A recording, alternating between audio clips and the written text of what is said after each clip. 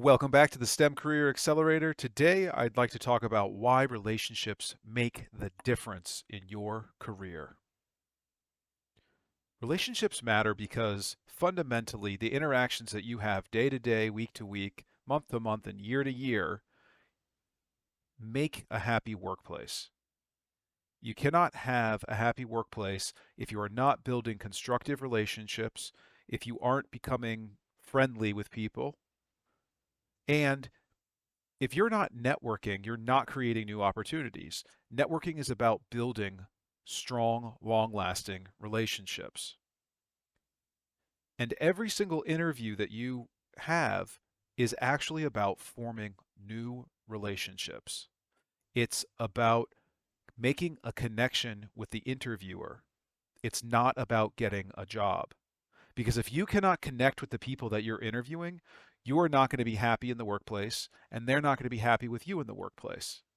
And so an interview is an opportunity to actually to get to know people and to see not only if you're a fit for the job, but also if you're a fit for the culture and for the overall types of personalities involved.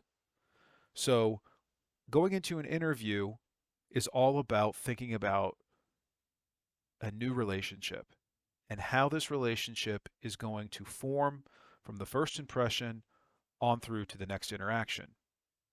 So leave an interview on good terms, leave it in a good place, and don't go into an interview with the expectation that what matters is that you get a job or not.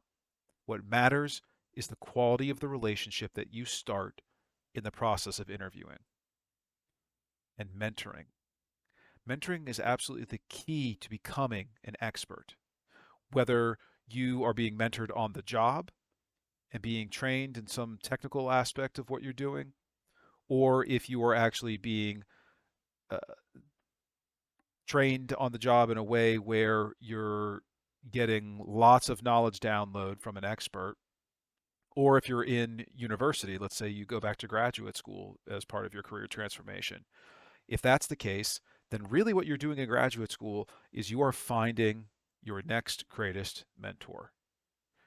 And that relationship does not just matter for the course of your degree, it matters forever. It matters for the rest of your career because you hopefully will continue to be a collaborator with that person. That doesn't mean that you'll continue to collaborate on research or in the practice.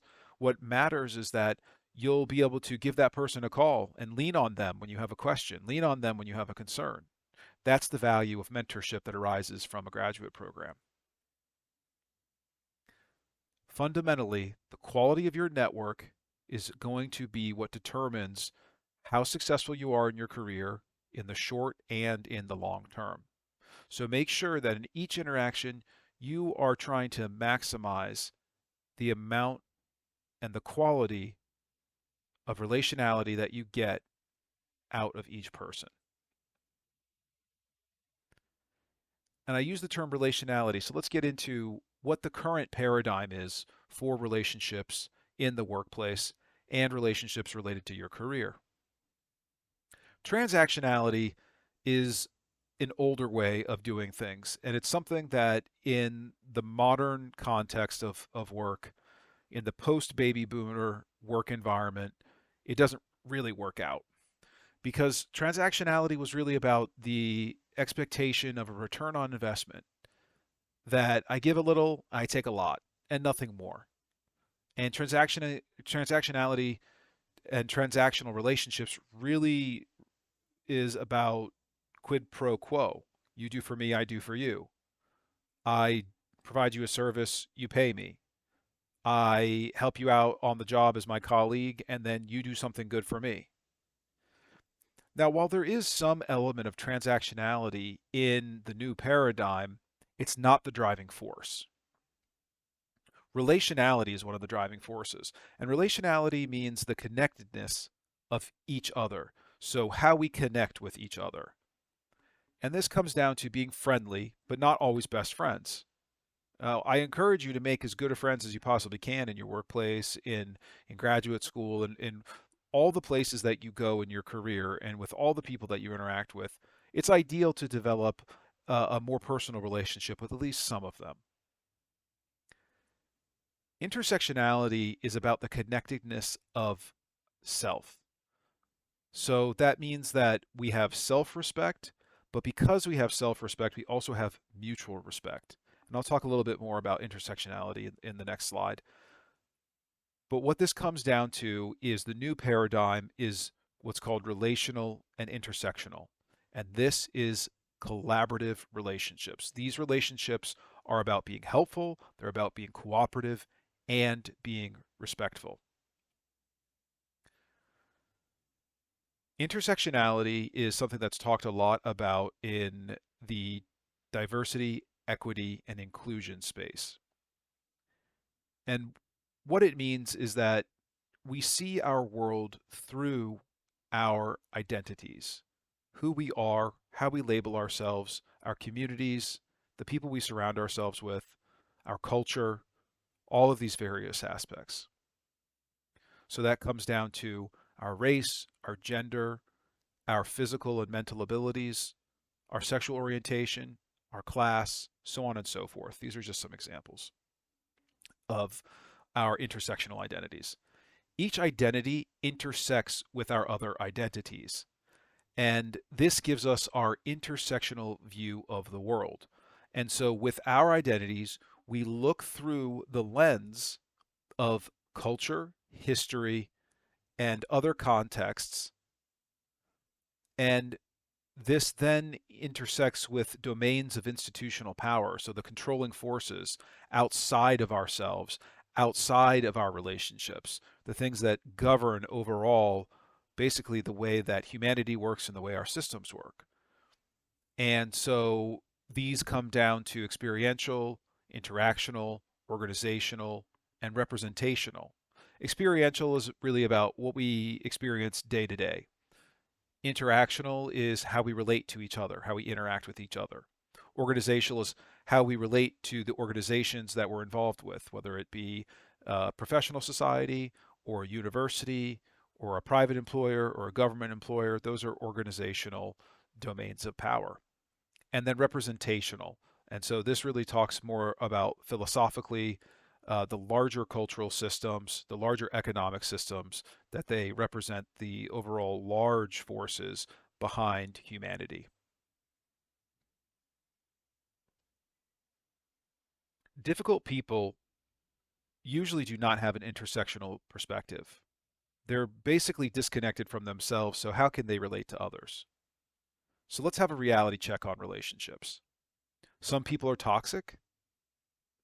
Not every person is meant to be in our circle.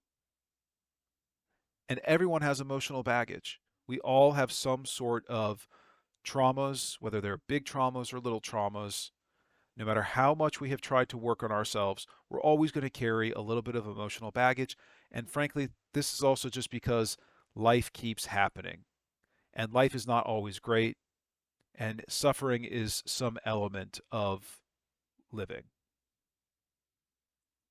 But the positive part of this reality check is that you get to have choices and you get to have boundaries. When it comes to toxic people, there's a few common causes in the workplace.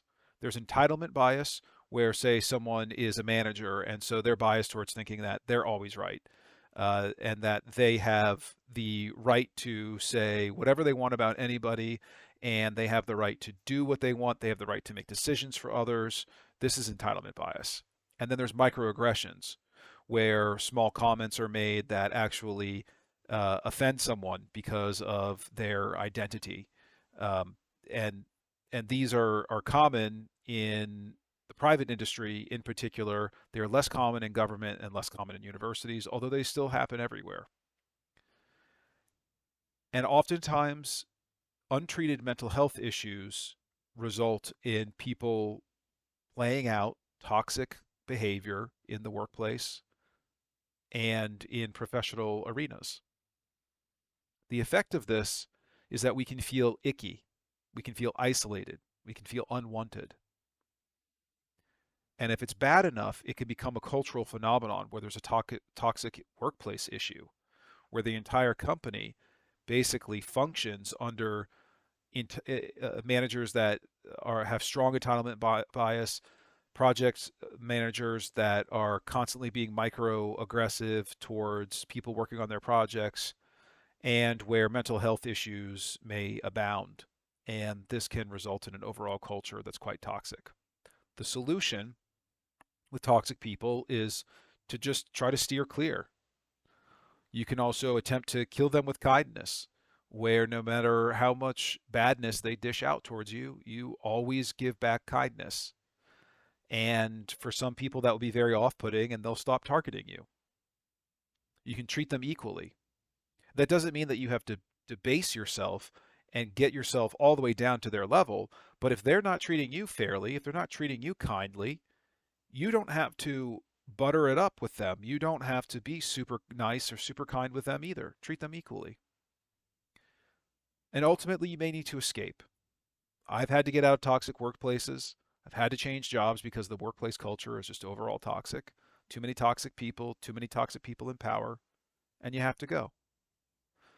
But it's through understanding ourselves as intersectional beings who want to be in collaborative environments, who want to cooperate with each other, who want to have respect for ourselves and for each other, that helps us to find and attract the right types of relationships.